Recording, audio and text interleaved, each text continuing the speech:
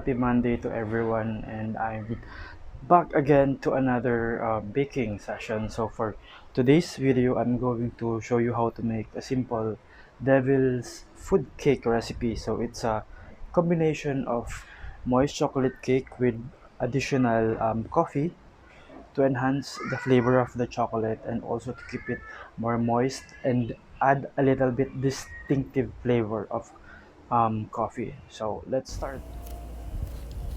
First, we need to preheat the oven to 180 degrees Celsius or 350 degrees Fahrenheit. Then we will be needing two round cake pans, 7 or 8 inches in diameter. Grease the side and the base of the pan and put the wax paper in the base of the pan.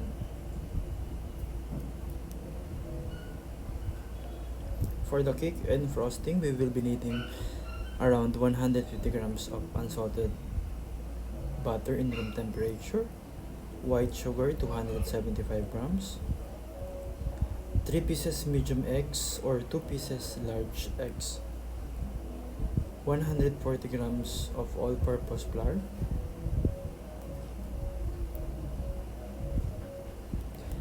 then 2.5 teaspoon of baking powder, 1/3 teaspoon of salt. We need also 90 grams of Dutch cocoa powder and 1 teaspoon of coffee powder dissolved in 175 grams of hot water then chilled, 125 ml of milk plus 2 tablespoons for frosting, 2 teaspoon vanilla essence, 2 tablespoon Nutella spread, and 100 grams of icing sugar. Around 60 grams of strawberry filling, topping, or compote. Using a stand mixer or a hand mixer, combine your 100 grams of unsalted butter in room temperature and also 275 grams of white sugar. You have to whisk it together until light and fluffy for about 5 to 8 minutes.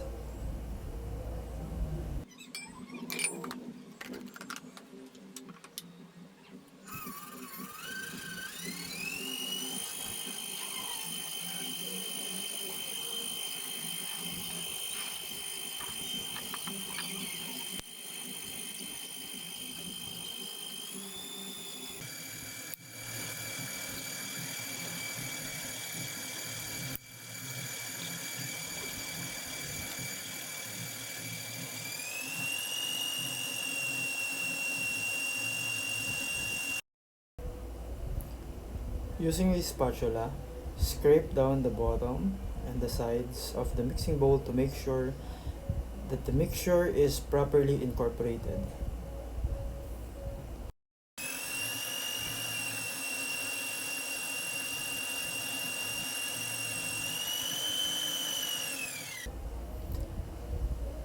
Add eggs one at a time.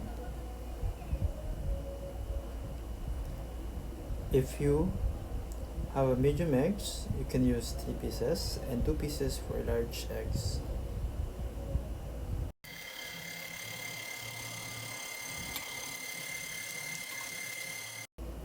Mix it together for about 2 to 3 minutes and then make sure again to scrape the bottom and the sides of the mixing bowl.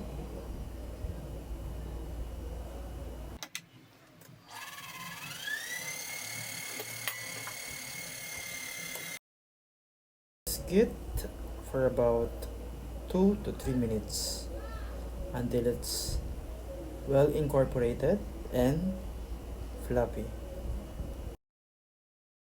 In a separate bowl, sift together 140 grams of flour, 75 grams of cocoa powder, 1 teaspoon of salt, and 2.5 teaspoons of baking powder. Combine together until well incorporated. Bowl. Mix together 1 tablespoon of Nutella spread, 125 ml of milk, 175 grams of chilled coffee, and 1 teaspoon of vanilla extract.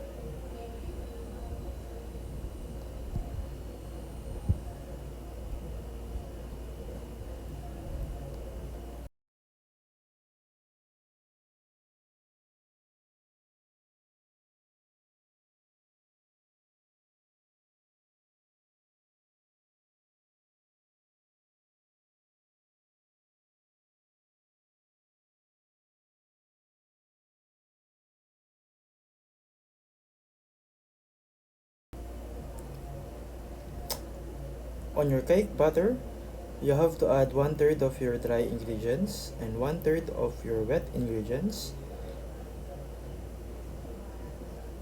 and whisk it for about some time, and then add another 1/3 of the dry ingredients and 1/3 part of the wet ingredients.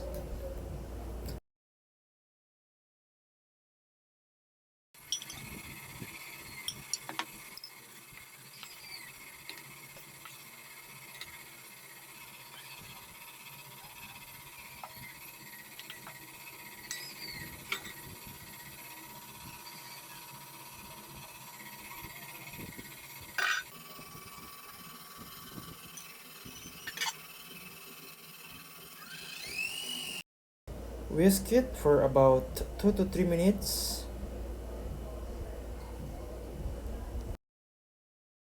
Using a spatula, scrape the bottom and the side of the mixing bowl to make sure it's well incorporated.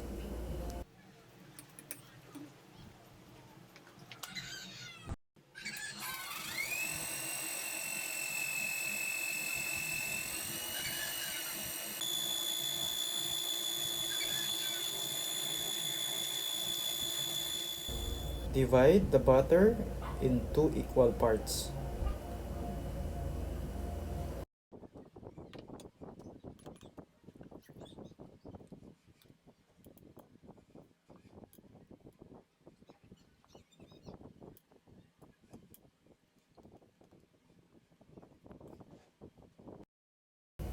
Bake it for around 20 to 30 minutes.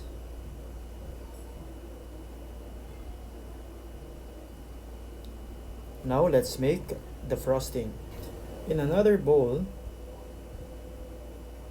beat the unsalted butter 50 grams until light and fluffy.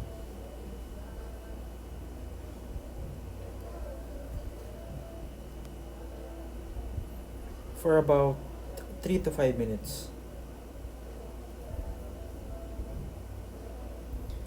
Sieve 100 grams of icing sugar, 15 grams of cocoa powder,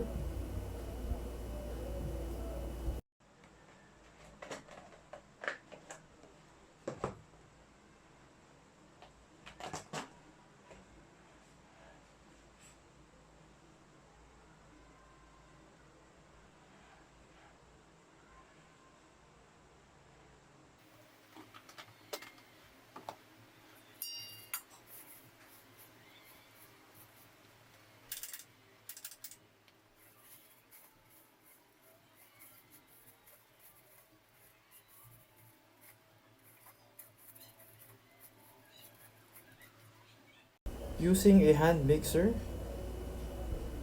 beat slowly until well incorporated.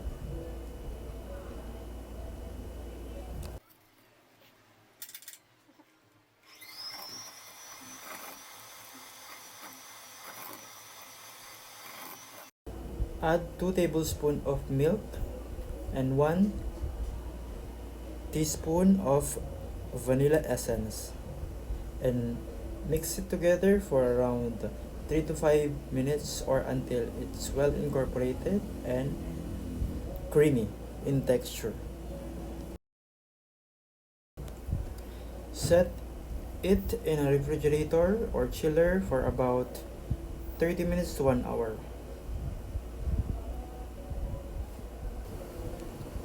The cake will be cooked once it's springy to touch and a skewer inserted into the middle comes out clean. Then freeze it for 1 hour up to 2 hours. Now we have to assemble the cake. First, we need to get a plate, serving plate, put a small amount of frosting, and then layer your first cake and add about 1/3 of the frosting. Spread it on the top of the first cake, and then put the second layer of the cake.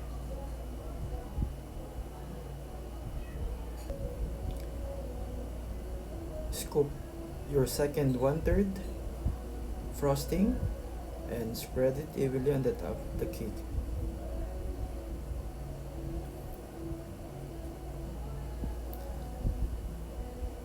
And then spread the last 1/3 part of your frosting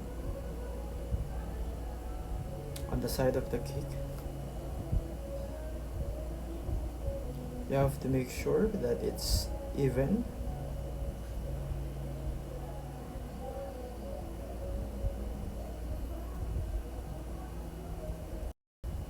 And using a spatula, scrape the side of the cake and also flatten the top of the cake.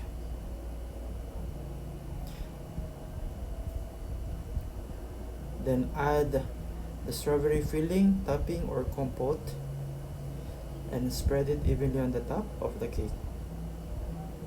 So I still have 3 pieces cherry here, maraschino cherry. So I'm going to use it for garnishing.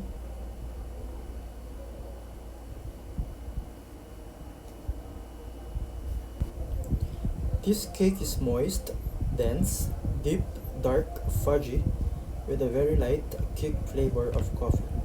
The strawberry gives it a very subtle, sour, fruity flavor, which makes it more delicious.